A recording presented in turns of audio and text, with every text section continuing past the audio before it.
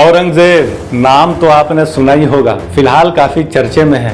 कौन है औरंगजेब और कहाँ रहते हैं? हमसे अगर कोई पूछे औरंगजेब कहाँ रहते हैं तो मेरा जवाब होगा विवादों में। कोई पूछे उनकी कब्र कहाँ है तो मैं कहूँ विवादों में, क्योंकि फिलहाल औरंगजेब और उनकी कब्र विवादों में है।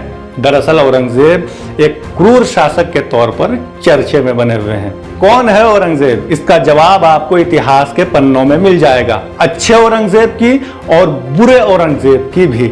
लेकिन दो शब्दों में अगर कहें तो इसका उत्तर होगा एक मुगल शासक और शाहजहां का बेटा।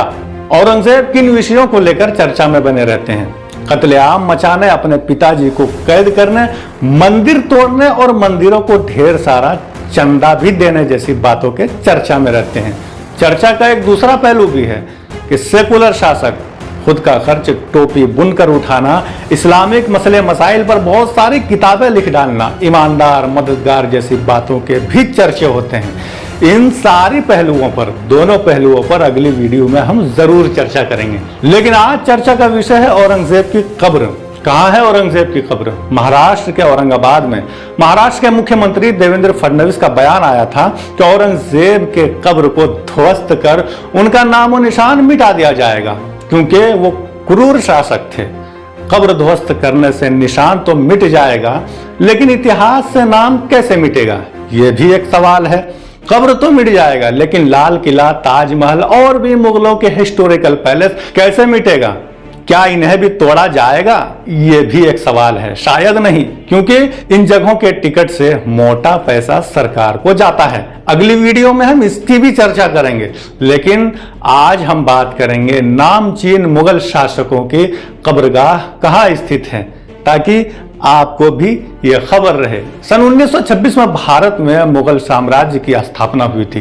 तैमूर के वंशज बाबर ने इसकी स्थापना की थी। 1526 से शुरू होकर 1857 यानी तकरीबन 323 सालों तक शासन किया। 1857 में मुगल साम्राज्य के आखिरी बादशाह बहादुर शाह जफर को हटाए जाने के साथ ही मुगल साम्राज्य का पतन हो गया था। बाबर, हुमायूं, अकबर, जहांगीर, शाहजहां, औरंगजेब, बहादुर शाह जफर समेत कुल 19 बादशाहों ने मुगल काल में साम्राज्य संभालने का काम किया था। इन बादशाहों के मरने के बाद कुछ के ही कब्र भव्य बनाए गए, तो कुछ को मुश्किल से 2 गज जमीन भी हासिल हुई। कहां है बाबर से लेकर बहादुर शाह जफर तक बड़े बादशाहों के कब्र? चलिए आपको बताते हैं। मुगल साम्राज्य के संस्थापक बाबर ने साल 1526 से लेकर 1530 तक राज किया था। 1530 में 47 साल की उम्र में आगरा में बाबर की मौत हो गई थी। लेकिन बाबर की कब्र आगरा में है न दिल्ली में, उनका कब्र अफगानिस्तान में है। अफगानिस्तान की राजधानी काबुल में बागे बाबर नाम के एक बगीचे में बाबर की कब्र है। बाबर के बेटे हुमायूं ने 2 बार शासन किया।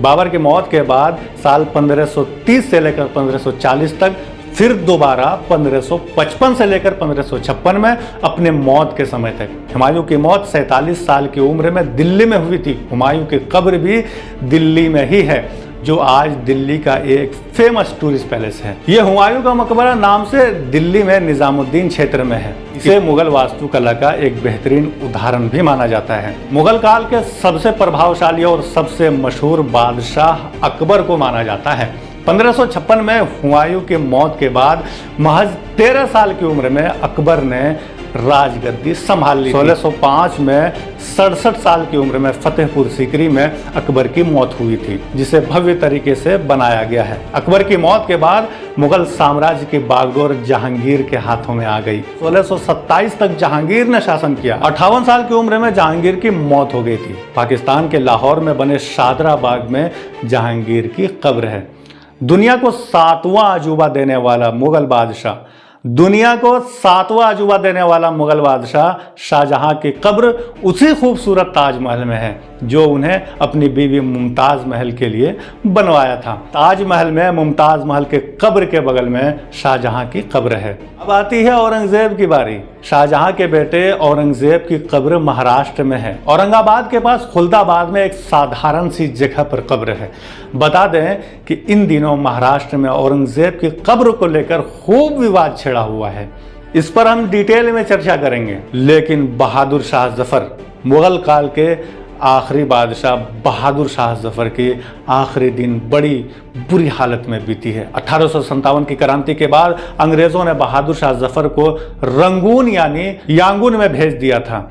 वहीं उनकी मौत हुई थी। बहादुर शाह जफ़र का कब्र म्यांमार में है। तो इस वीडियो में बस इतना ही। आगे हम भारत के राजा रजवाड़े, मुगलों पर, राजाओं पर, बादशाहों पर, समकालीन भारत, मध्यकालीन भारत और आधुनिक भारत पर बिल्कुल चर्चा करेंगे और उसकी एक सीरीज आएगी।